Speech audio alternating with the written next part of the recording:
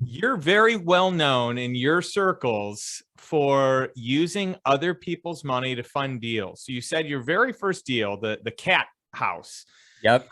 This one was creatively funded. And I'd love to hear how you do it, because a lot of people, if you're not into flips and you've never done this and you're like, how do I do it? It seems like a lot of money.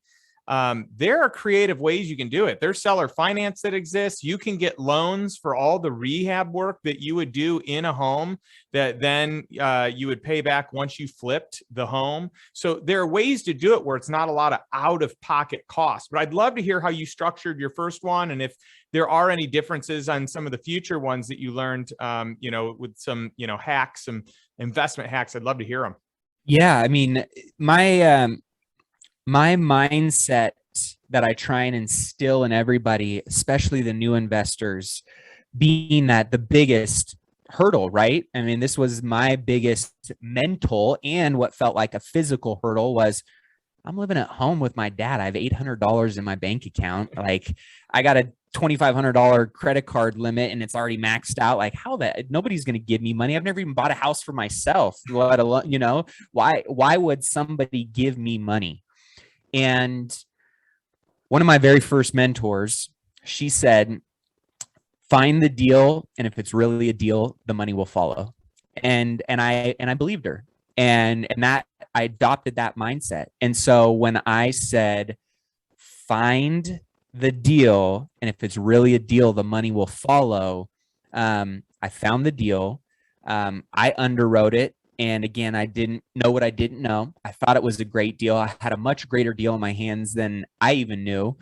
And she said, you go to a private money lender or quote unquote a hard money lender. And you're going to see how good of a deal it is because they're going to base their LTV off of, how deep of a discount you really have in that deal. So they ended up funding 90% of my purchase price. Of that $75,000 price tag, they funded 90% of that. And they said, we'll give you 100% of that rehab budget as well. So you basically just have to come up with the 10% down payment that's missing.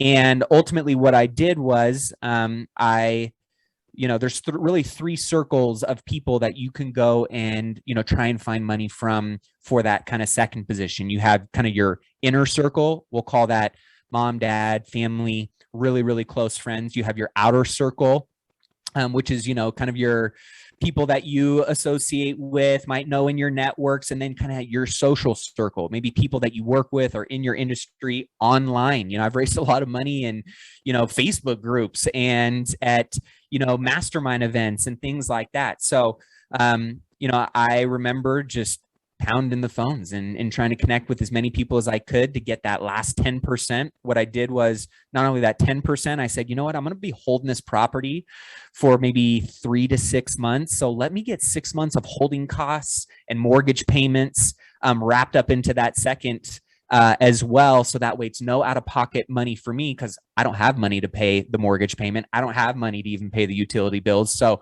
let me figure out how to get that figured out. I gave them a flat interest and a couple points meaning interest points on that total amount.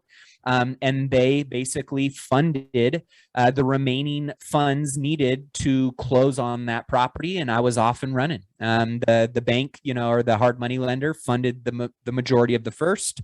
Then, my second lender came in and covered the remainder of what was left. We closed escrow. We started the rehab process, got everything ready to rock, put it on the market.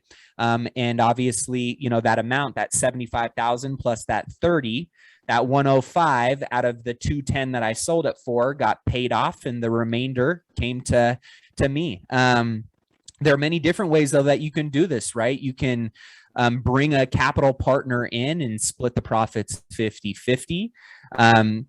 There's so many different ways. I always tell people when you're first getting started, instead of trying to do it all on your own, go to someone like Justin, go to someone like me, go to some other investor in your market or in your network that you trust, that has experience, that has a good track record, that has all of the team that you need.